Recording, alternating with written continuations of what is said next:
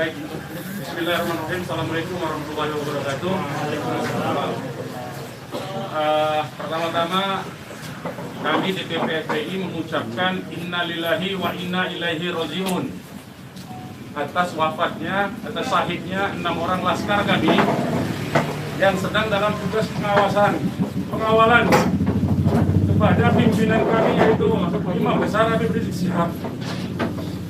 Semoga ke-6 laskar tersebut diterima syahidnya. Yang kedua, kami sampaikan alhamdulillah Imam Besar kami bersama keluarga dan cucunya alhamdulillah dalam keadaan sehat. Amin. Ya.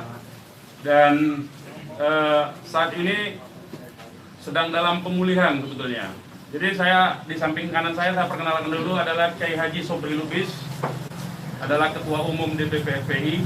Di belakangnya adalah Panglima Laskar Pembela Islam Ustadz Maman Suryadi. Di belakang saya Wakil Panglima Laskar Pembela Islam Ustadz Jordan, dan ada pengurus FPI di belakang kita. Jadi pertama-tama saya mau sampaikan bahwa kami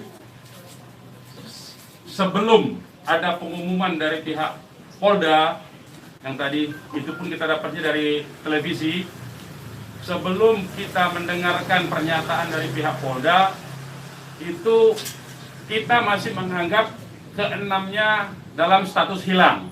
Makanya pernyataan kita yang pertama keluar itu adalah pernyataan statusnya masih dalam keadaan hilang, kita sebutkan. Karena itu pernyataan dibuat pagi hari, ya, sebelum kita mendengar kabar bahwa ke-6-nya sudah syahid. Nah, kemudian saya mau jelaskan kronologi backgroundnya dulu, bahwa beberapa hari yang lalu, ya,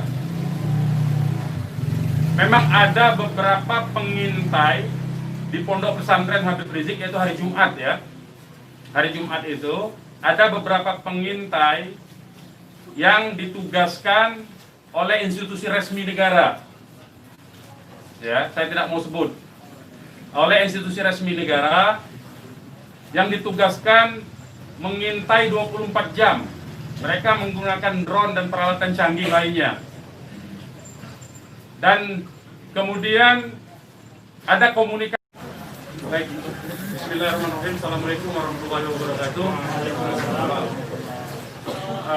Pertama-tama kami DPP FPI mengucapkan innalillahi wa inna ilaihi rajiun atas wafatnya, atas syahidnya 6 orang laskar kami yang sedang dalam tugas pengawalan kepada pimpinan kami, yaitu Imam Besar Habib Rizik Syihab. Semoga ke-6 laskar tersebut diterima syahidnya. Yang kedua, kami sampaikan alhamdulillah Imam Besar kami bersama keluarga dan cucunya alhamdulillah dalam keadaan sehat. Amin. Ya. Dan saat ini sedang dalam pemulihan sebetulnya. Jadi saya di samping kanan saya perkenalkan dulu adalah Kiai Haji Sobri Lubis, adalah Ketua Umum DPP FPI.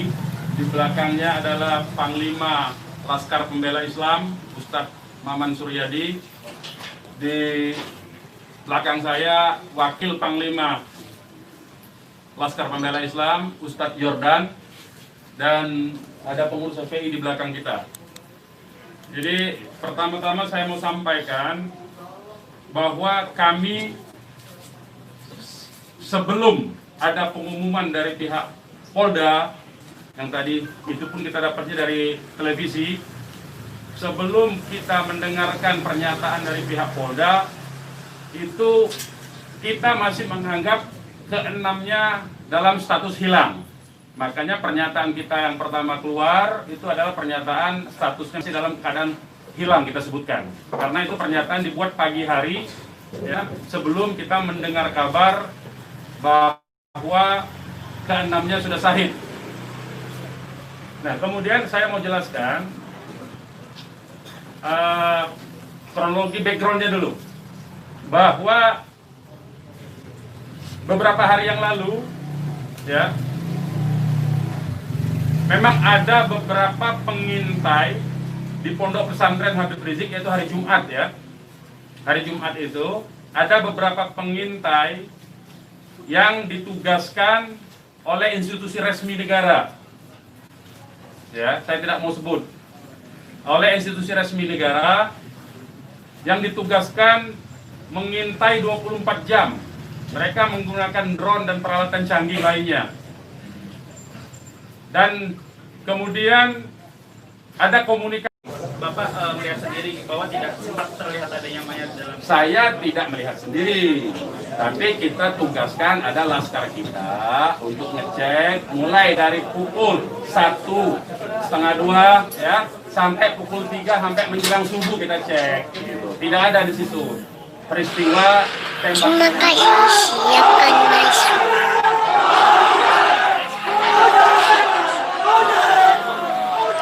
Terima kasih. Siapkan masuk. Lokasi yang kita duga tempat terjadinya itu. Bang, untuk yang 4 orang yang masih sisa itu kan ada 10 orang yang dikabarkan Yang mengawal itu 4 mobil. Jadi lebih dari 10 orang. Berarti yang sisanya itu bakal bisa menjadi saksi dong, Bang. Insya Allah bisa, ya, insya Allah bisa. Tapi konsentrasinya 2 mobil konsentrasi terus melakukan pengawalan terhadap Habib Rizik, ya. Yang 2 mobil lagi itu yang berhadapan dan untuk upaya ditangkap oleh pihak yang kita belum tahu sampai sekarang. Tapi diakui oleh mereka itu sebagai polisi kan. Mestinya kalau polisi, saya mau katakan, kalau polisi dalam upaya penyidikan itu mestinya penyerahan surat. Kan surat sudah diserahkan, untuk apa lagi dikuntit? Kan Habib Rizik tinggal datang atau tidak kan? Kalau dia datang kan ada upaya-upaya hukum yang mereka gunakan berdasarkan kewenangan mereka. Tidak perlu ada kuntit-menguntit seperti itu. Ya, jadi ini menjadi catatan penting ya. Ini menjadi catatan penting. Habib Rizik sudah dipanggil dan kita sudah mendatangi hari ini pengacara kita. Ya, jadi tidak ada kaitan itu dengan bahwa Habib Rizik seperti apa tidak ada. Ya, itu proses mekanisme hukum biasa.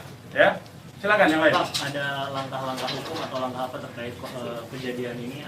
Ya tentu begini. Jadi ini tidak boleh ada satupun ya warga negara ya. Penjahat sekalipun ya, itu dibenarkan untuk dilakukan apa yang disebut dengan extrajudicial killing seperti itu.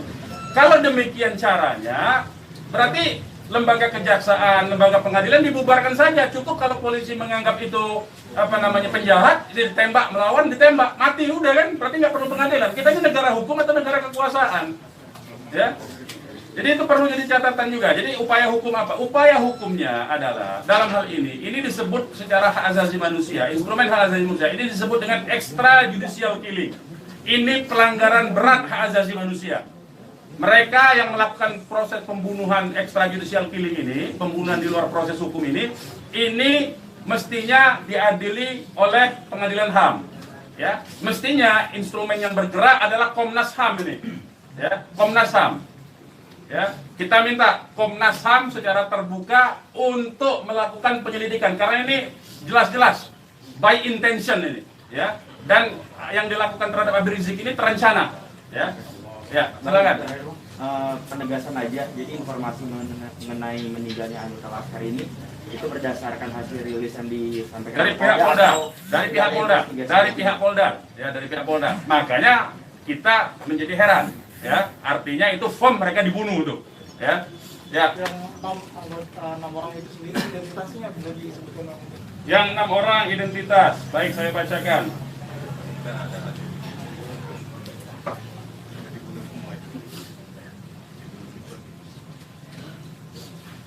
Saya bacakan nama-nama laskarnya ya. 1 Faiz. Ini nama panggilan, kita belum cek nama aslinya ya. Ini baru nama panggilan dari teman-temannya yang mengabarkan. 1 Faiz, 2 Ambon, 3 Andi. Yang Andi ini ibunya sudah ada di sini, di dalam kantor kita. 4 Reza, 5 Lutfi, 6 Kadafi. Ya. Semuanya adalah anggota laskar dari Laskar DKI. Ya. Saya ulangi lagi, Faiz, Ambon, Andi, Reza, Lutfi, dan Kadafi. Ya, 6 orang. Usianya sendiri rentangnya ada berapa? Usianya kita masih cross check dengan keluarga ya. Kita belum tahu karena kita kan tidak pegang KTP-nya. Bang, satu lagi nih. Peristiwa baku tembak ini kan terjadi. Tidak ada peristiwa baku tembak, Mas. Nah, peristiwa penembakan yang peristiwa ada. penembakan ini kan dikabarkan sama Pak Kapolda karena ada isu pengarahan massa ke Jakarta mengawal Habib Rizik pemeriksaan. Nah, apakah itu benar? Jadi itu membuktikan itu fitnah ya. Habib Rizik itu menuju luar Jakarta, bukan menuju dalam Jakarta. Jadi kebohongan-kebohongan seperti itu tidak layak dikutip menurut saya. Ya, tidak boleh informasi publik dijejali dengan berbagai macam kebohongan. Ya, hentikan kebohongan. Habib Rizik menuju arah luar Jakarta, bukan menuju dalam Jakarta. Menuju ke tempat pengajian. Pengajian itu pengajian keluarga. Keluarganya keluarga inti. Terdiri dari, ya kalau saya sebutkan nanti Habib Rizik terancam nyawanya. Mau tanggung jawab nggak nanti? Lokasi penembakannya di mana, Bang? Lokasi penembakan diperkirakan pintu tol Karawang Timur. Yang udah dicek di sana di mana? Sudah dicek di situ. Karawang Timur. Pintu tol Karawang Timur. Sudah kita cek. Berarti kalau dari rombongan HRS sendiri nggak ngelihat ada tembak-menembak di situ ya Pak? Yang tiba-tiba Tidak ada, memang tidak ada tembak-menembak. Ya, memang tidak ada tembak-menembak. Sudah saya katakan berulang-ulang, tidak ada tembak-menembak. Kalau bahasanya tembak-menembak, itu artinya dua belah pihak memiliki senjata api yang sama. Jadi kayak saya mohon lah ya, penggunaan diksi ini, kita didiklah masyarakat ini, didiklah publik ini, edukasilah publik ini dengan fakta yang sesungguhnya. Dari kami menyatakan tidak ada tembak-menembak. Kalau konotasinya penggunaan diksi tembak-menembak, itu dua belah pihak saling memegang senjata api. Tapi sempat mendengar senjata api dari polisi atau apa? Bagaimana? Salah satu mobil sempat terkena sempi dan sebagainya Pak. Bukan salah satu mobil, 6-6-nya udah tewas sekarang dinyatakan sendiri oleh mereka. Mengakui. Dilihat 4 rombongan itu Pak, 4 mobil itu Pak. Satu mobil. Ya, sudah saya katakan tadi, yang mengawal Habib Rizik ini 4 mobil. 2 mobil terus mengawal Habib Rizik menuju tempat pengajian. Yang 2 lah kemudian yang berusaha dihadang oleh OTK ini. Begitu, saudara. Ya. Kemudian terjadilah upaya-upaya penangkapan itu dan ada sekali penembakan di tahap awal itu dan mengenai satu laskar. Satu laskar inilah kemudian yang voice note-nya sampai ke tim yang lain, ke mobil yang satunya. Mobil yang satunya segera katakanlah menyelamatkan diri begitu. Karena ini ada tembakan, itu bukti ya. Saya mau katakan ini ada 2 mobil. Satu mobil dihadang, satu mobilnya kalau betul ada tembak-menembak dan laskar FPI punya senjata, tentu dihajar pakai mobil satunya. Ini kan tidak terjadi. Buktinya yang satunya mobil kita, laskar kita menyelamatkan diri begitu loh. Ya, itu faktanya. Jadi tidak ada penggunaan diksi tembak-menembak. Penembakan yang ada itu. Penembakan oleh siapa? Sementara ini mereka mengakui bahwa itu dari pihak mereka. Dengan tadi pernyataan kan, jelas kan? Mereka sendiri yang mengakui. Tadinya kita anggap itu OTK, tapi sekarang sudah diakui. Ya. Nah, karena ini aparat negara yang melakukan, maka ini disebut pelanggaran hak asasi manusia yang berat, begitu.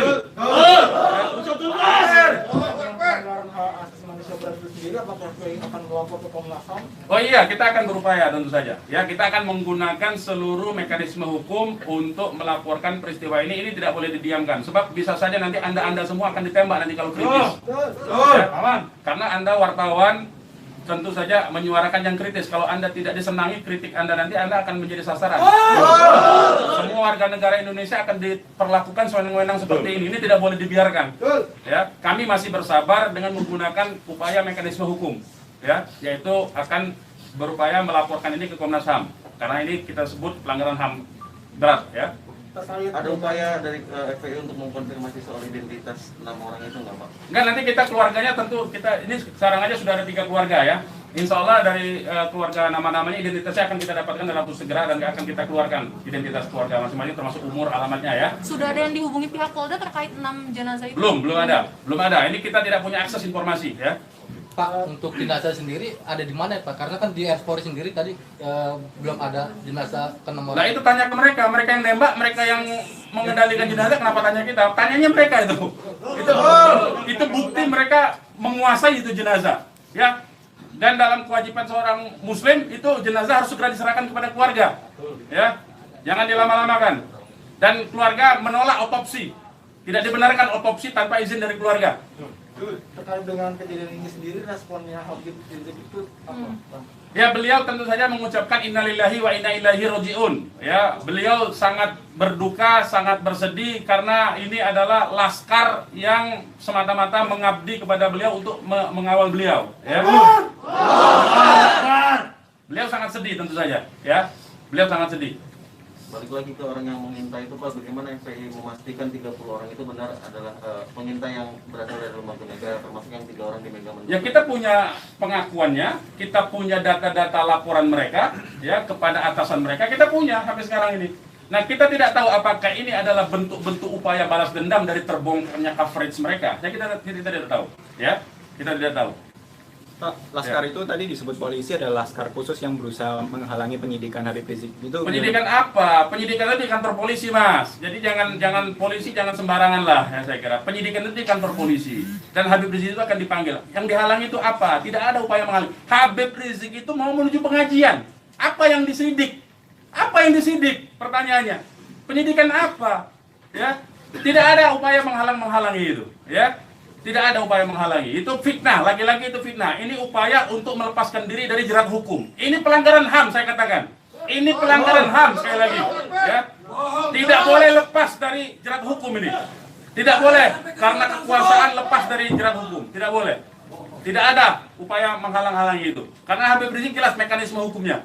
Ya, tinggal dipanggil, tinggal diketerangan saja. Ya, silakan yang lain. Masih ada? Bang, ya. Bang, ini barusan IPW merilis tentang kasus ini. Siapa? IPW, Indonesian Police Watch. Jadi IPW mendesak untuk Jokowi mencopot Kapolri sama membentuk tim pencari fakta bahwa ada pelanggaran di sini. Apakah teman-teman FPI akan menggandeng IPW juga untuk membentuk tim fakta? Ya, kalau IPW kan LSM memang dia selama ini berfungsi untuk menjadi pengawas polisi kan, namanya Police Watch kan. Ya, saya setuju, tentu saja terima kasih atas dukungan dari IPW untuk supaya kasus ini dibentuk tim independen. Saya setuju. Tim independen itu tentu saja menurut saya harus dipimpin oleh Komnas HAM karena kewenangan itu ada di Komnas HAM, ya. Baik, yang lain. Ada rencana untuk melapor ke Propam juga mungkin, Bang? Ya, jeruk makan jeruk nantinya, Mas. Ya, jeruk makan jeruk. Nah, ya. Nanti ini yang jelas ini saya katakan ini ada unsur dugaan kuat pelanggaran hak asasi manusia yang berat. Ya. Karena dia pelanggaran hak asasi manusia yang berat, maka kewenangan itu ada di Komnas. Ya, bukan lagi di Propam. Kalau Propam itu sekedar profesi saja. Ya. Oke, yang lain kalau tidak ada kita ini. Bang. Ya, ini mungkin insya Allah Ta'ala kita akan masukkan juga untuk membuat tim pencari fakta dari DPR dan seluruh instansi yang terkait agar supaya tim independen bisa segera dilaksanakan, bisa terlaksana dengan yang berwibawa, dengan banyak instansi sehingga kita bisa melihat meminimalisir celah-celah kebohongan, ya. Jadi seperti itu. Insya Allah Ta'ala dengan tim pencari fakta independen untuk bisa menguak bagaimana peristiwa ini yang sebenarnya, walaupun kita sudah melihat bagaimana fitnahan-fitnahan yang ditujukan kepada Front Pembela Islam maupun kepada laskar-laskar kami, itu semuanya, tapi tetap perlu untuk bisa terkonstruksikan, ya, dengan data-data dan bukti-bukti, insya Allah Ta'ala dengan